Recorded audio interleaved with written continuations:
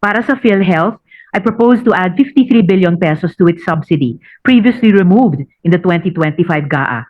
I also propose to add an additional 72.6 billion pesos for the payment of the premiums of indirect contributors. And before I proceed to my individual amendments, I would like to express my gratitude to the Chair and the Senate leadership for leading this very important initiative to have a more transparent budget for fiscal year 2026. The reforms that were introduced, such as having a transparency portal, inviting civil society organizations, and committing to an open BICAM process are certainly steps in the right direction. Mahalagang mga hakbang iyan tungo sa mas bukas at tapat na pagbabudget. Sabi ko nga po sa Chair, Mr. President, pagkatapos niyang mag-sponsor nitong budget natin, this is the start of a new era. Ang aking mga pangunahing institutional amendments, for the record lamang po, Mr. President, ay umiikot sa pagpapatibay ng universal healthcare, pagpapalawak ng access sa edukasyon, pag-angat sa ating mga mahihirap na kababayan, mas matibay na proteksyon sa ating kalikasan, at pag-akay sa mga komunidad na makabangon sa sakuna at kalamidad. Para sa PhilHealth, I propose to add 53 billion pesos to its subsidy, previously removed in the 2025 GAA. I also propose to add an additional 72.6 billion pesos for the payment of the premiums of indirect contributors. And lastly, to allow PhilHealth to expand its benefit packages, we should infuse 30 billion pesos for this purpose. Mahalaga ang lahat ng ito para tunay nating maipatupad ang universal healthcare at mapataas ang support value ng PhilHealth para mas maraming Pilipino ang hindi na iinda sa mahal na pagpapagamot.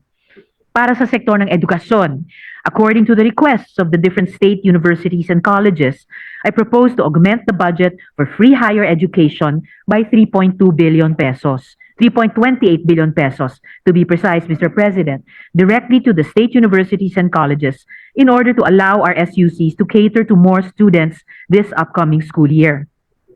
Ito po'y para mas maraming kabataan ang makapagpatuloy ng pag-aaral at magkaroon ng magandang oportunidad sa kanilang kinabukasan. Para sa DENR, I propose the amount of 3.5 billion pesos for a Sierra Madre Protection Fund for the protection and reforestation of the Sierra Madre. This will include a dedicated budget for the 250,000-hectare multi-year restoration program and funding for the deployment of forest rangers to protect the area. Para sa Commission on Audit, I propose 250 million pesos to fund the special audit services of the Commission for a comprehensive internal control integrity audit. I also propose a special provision for a more effective pre-audit mechanism that will include civil society or professional groups to flag high-risk infrastructure projects. Para po ito sa mas mahigpit na pagbabantay sa pondo ng bayan at paglaon sa pagbabalik ng tiwala sa ating mga institusyon pagdating sa pagbabudget. Para sa DOJ, ayon sa mga isinumiteng requests, I propose to augment 82.7 million pesos for the National Coordination Center Against Online Sexual Abuse or Exploitation of Children, o SAEC, and Child Sexual Abuse or Exploitation Materials, CSAEM. I also propose to add 50 million pesos for the Interagency Council Against Trafficking, or IACAT, budget. I also submitted specific special provisions covering DSUD, DOTR, and DMW, among others, Mr. President. Now, for my individual amendments, Mr. President, the same themes of health, education, disaster response, and recovery may be gleaned from the support given to our DOH hospitals, LGUs, DepEd schools, and SUCs. To cite a few examples for health, based on the requests of the agencies and local government units. Number one, rehabilitation of the operating room, East Avenue Medical Center, Diliman Medical Center, 40 million pesos. 2, medical equipment for Jose R. Reyes Memorial Medical Center, National Center for Geriatric Health, 20 million pesos. 3, medical equipment for the Mother and Child Unit of the Corazon Locsin Montelibono Memorial Regional Hospital, Bacolod City, Negros Occidental, 30 million pesos. 4, construction of the Nauhan Community Hospital, Nauhan Oriental Mindoro, 50 million pesos.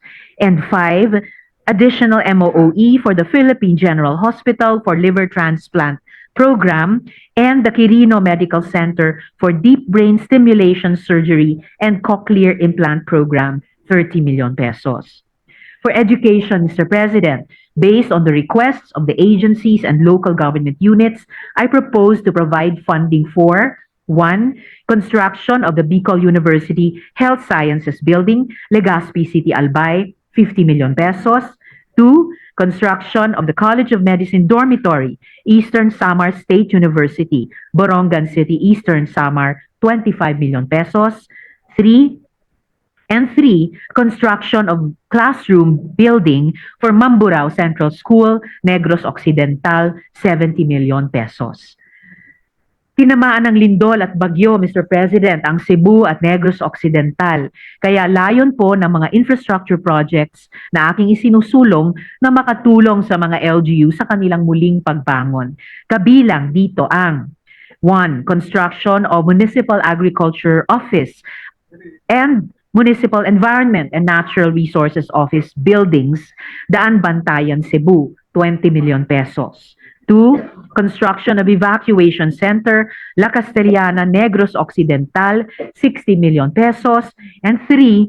Construction of the MDRRMC Command Center, Barangay Baseco, Mariveles, Bataan, 20 million pesos. Panghuli, Mr. President, ininumungkahi ko rin na maglaan ng dagdag na pondo para sa DRM budget ng DSWD dahil sila ang forefront ng ating disaster response. Dapat tiyakin nating may kakayahan at kapasidad silang rumesponde agad, lalo pat vulnerable tayo sa mga kalamidad. For these mentioned proposed amendments, Mr. President, and samples of these proposed amendments were given in my manifestation, Mr. President. I so move, Mr. President.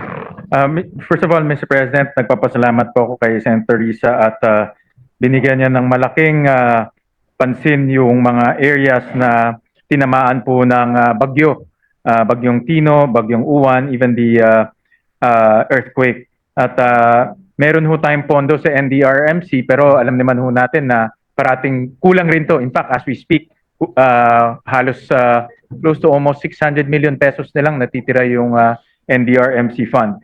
So maraming salamat sa parte ng inyong amendments ay matutukan yung mga areas sa Cebu at sa Negros Occidental. Likewise, I'd like to thank Senator Risa for putting attention to education.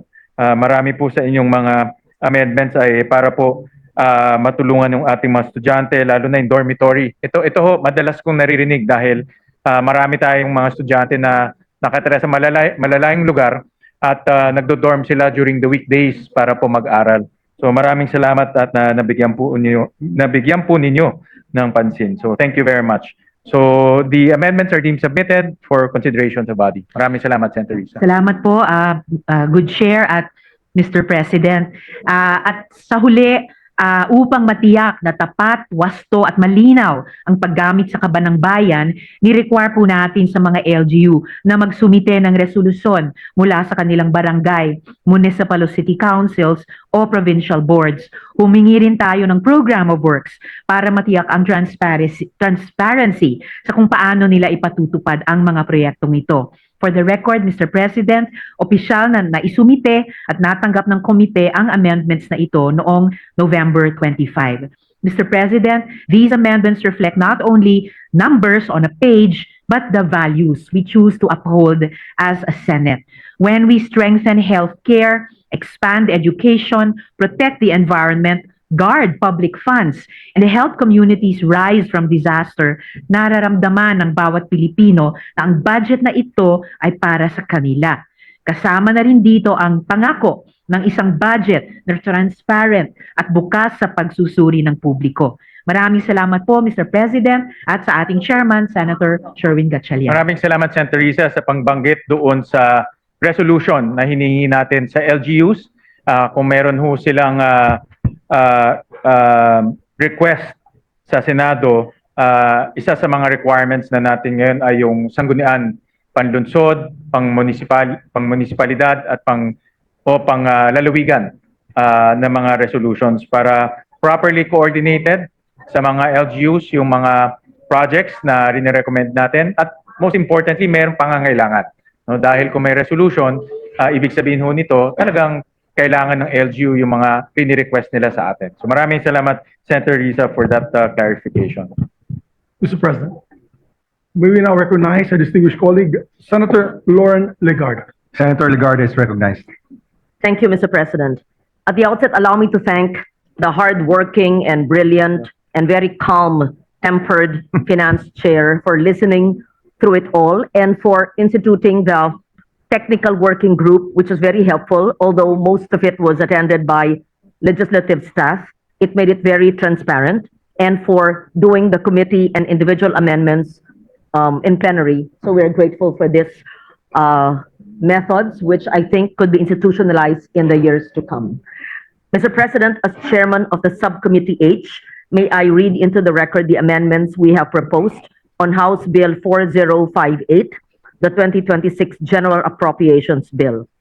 For the Department of Agriculture, Office of the Secretary, additional funds for fishing paraphernalia for coastal municipalities, 50 million. For the Department of Education, Office of the Secretary, funds for the Alternative Learning System, 251.503 million. Oh, may I just, should I pause per department? If we go through the Go through, the yeah, so that amendments. it's quicker. Yeah, it's quicker. Yes, Yeah. thank you. Alternative Learning System, 251.503 million. The additional funds for the construction of classrooms, 800 million, and I will explain this later. Additional funds for the last mile schools, 2.250 billion, for a total of 3.301 billion for the Department of Education. For the National Museum of the Philippines, repair and development of the General Aniceto Lacson Ancestral House in Talisay, Negros Occidental, Phase 2, 50 million. The development of the National Museum of the Philippines, Calibo Aklan, Phase 2, 20 million. Development of the National Museum of the Philippines, Coronadal and Lake Cebu, South Cotabato, Phase 2, 40 million, for a total of 110 million from for the National Museum. For the state universities and colleges, UP system, renovation of Paz Mendoza Hall, PGH Manila, 30 million. PGH funding for the treatment of X-linked dystonia Parkinsonism, XDP, also known as Lubag syndrome, a very unique illness found in Western Visayas, the island of Panay, 15 million. Digitization of oral narratives for UP Visayas, 12 million. Scholarships for the Marine Science Institute, UP Diliman, 10.965 million, for a total of 67.965 million. For the Department of Environment and Natural Resources, Office of the Secretary, we decided to cut the National Greening Program by 1,090,179,000 instead of the 1,282,179,000 per the committee report. The revised budget for the NGP now stands at 565 million. We have also included a special provision on the implementation of the remaining NGP budget, which provides that priority shall be given to the legislated protected areas. For the Department of Foreign Affairs, Office of the Secretary, provide funds for Philippine Studies, 20 million. MOE for London, United Kingdom Embassy, 3 million. MOE for Frankfurt, Germany, PCG, Consulate General, 3 million. And additional MOE for the Berlin, Germany Embassy, 3 million, for a total of 29 million for the Department of Foreign Affairs. For the Department of Health, the West Visayas Medical Center in Iloilo, funding for the treatment of the Lubag syndrome of 5 million. And for the Department of Labor and Employment, Office of the Secretary, provide funds for Dole Kabuhayan, DILIP, for micro, small, and medium enterprises for 100 million. For the Department of Science and Technology, Philippine Textile Research Institute, provide funds for natural dye hubs, 10 million. Funds for regional cotton yarn spinning and innovation centers, 50 million, for a total of 60 million. Department of Tourism, National Parks Development Committee, the replacement and refurbishment of the Ferdinand Blumentritt bust and its landscape at Rizal Park, Luneta, 1,247,000. Intramuros Administration, free guided walking tours for 1 million, and free cultural performances and programs in Fort Santiago for 5 million, for a total of 6 million. The Department of Trade and Industry, Office of the Secretary, to provide funds for the annual National Arts and Crafts Fair, 40 million. Funding for the creative industries, which is a Law Malikaing Pinoy program for 10 million. And to provide funds for the shared service facilities extension programs of state universities and colleges, 50 million, for a total of 100 million. And for the Design Center of the Philippines activities, including product development, 69,152,000. For other executive offices, the Climate Change Commission, the Roving Climate Change Academy to institutionalize DRRCCAM, 40,179,000. For trainings and workshops, 5 million. For the Philippine Resilience Awards, 10 million, for a total of 55,179,000. For the Commission on Filipino Language, for the provision of funds for the Bantayog na Wika in different cities or municipalities for 7 million. And for the National Commission for Culture and the Arts, for the Documentation and Cultural Hub, promotion, exhibition, scholarships, training, and film production to preserve and promote the tangible and intangible heritage, assistance to artisans, including the documentation of Philippine participation in international and local fairs for 551.505 million. For the National Historical Commission of the Philippines, funds for the Phase 3 of Patnongon Casa Tribunal, 15 million. For the restoration of Aniniit Church, Phase 2, 7.5 million. Funds for the Balay na Bato, San Jose Antique, 5 million, for a total of 27.5 million. For the National Library of the Philippines, development of a conservation laboratory, 25,689,000.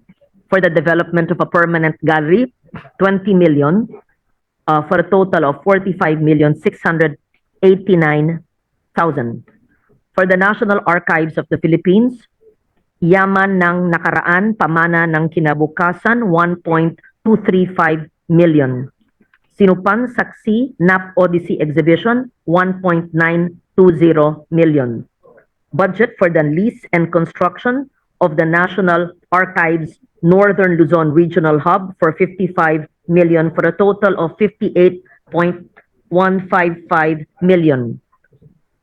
Cultural Center of the Philippines to provide funds for PPO performances nationwide, 10 million. Subsidy for national performing arts companies, 70 million, for a total of 80 million.